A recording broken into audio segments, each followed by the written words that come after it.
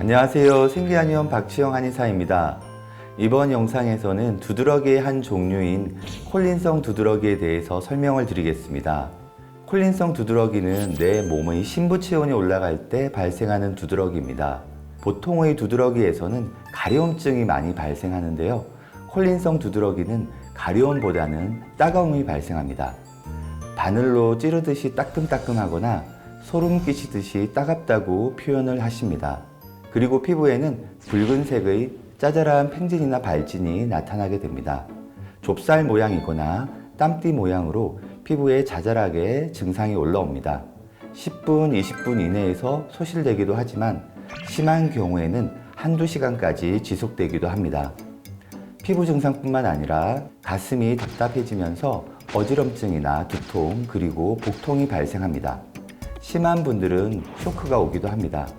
이처럼 콜린성 두드러기는 두드러기라고 해서 만만하게 생각하실 질환이 절대 아닌 것입니다. 일단 몸의 체온을 내려야 증상이 소실됩니다. 그래서 오랜 기간 콜린성 두드러기로 고생하신 분들은 두드러기를 조절하는 나름의 노하우를 가지고 계신 분들이 많습니다.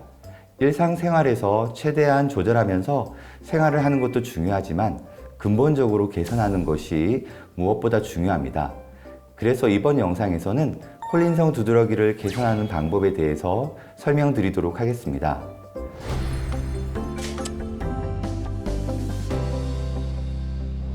콜린성 두드러기는 아세틸콜린이라고 불리는 신경 전달 물질과 관련이 있습니다. 아세틸콜린의 바로 그 콜린이라는 이름을 따서 콜린성 두드러기라고 이름도 지어지게 되었습니다. 콜린성 두드러기 환자분들은 대부분 운동을 하면 땀이 나지 않고 두드러기가 생긴다고 말씀을 하십니다. 체온이 올라가면서 분비된 아세틸콜린이 땀샘의 수용체와 반응하지 못하기 때문입니다. 아세틸콜린이 오히려 알레르기를 일으키는 면역세포인 비만세포와 반응하게 됩니다. 이로 인해서 비만세포에서 히스타민이 분비되고 분비된 히스타민에 의해서 두드러기 증상이 발생하는 것입니다. 결론적으로 운동이나 반신욕 등을 통해서 땀을 내는 연습을 하는 것이 콜린성 두드러기 극복의 핵심입니다. 땀을 흘리는 연습을 낮은 강도에서부터 시작하셔야 합니다. 콜린성 두드러기가 발생하지 않는 수준에서 꾸준히 지속적으로 하다 보면 점점 콜린성 두드러기와도 이별을 하게 됩니다. 물론 땀도 잘 나는 체질로 개선되게 됩니다. 운동은 뭐니 해도 걷는 것이 가장 좋습니다.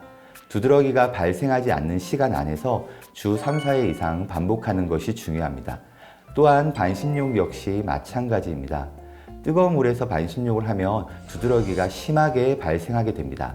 정말 심한 경우에는 쇼크가 올 수도 있습니다. 따라서 두드러기가 올라오지 않을 정도의 온도인 체온보다 살짝 높은 온도에서 시작을 해야 합니다. 반신욕 시간은 처음에는 10분 이내에서 시작해서 천천히 시간을 늘려서 최종적으로는 30분 정도까지 늘리시는 게 좋습니다.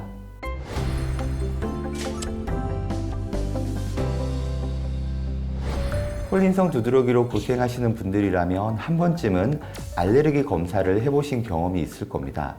그런데 심한 콜린성 두드러기를 앓고 있지만 알레르기 검사에서는 이상이 없는 분들이 꽤 많습니다. 그렇다면 알레르기 검사에서 이상이 없는 분들은 식이 조절이 필요하지 않을까요? 그렇지 않습니다. 콜린성 두드러기를 앓고 계신 분들은 식이 조절이 반드시 필요합니다. 알레르기 검사에는 이상이 없어도 장 누수 증후군을 앓고 계신 분들이 많습니다. 술은 말할 것도 없고 밀가루 음식, 가공식품, 매운 음식, 단 음식, 찬 음식 등을 최대한 피하셔야 합니다. 무엇보다 한식과 채식 위주의 식단이 좋습니다.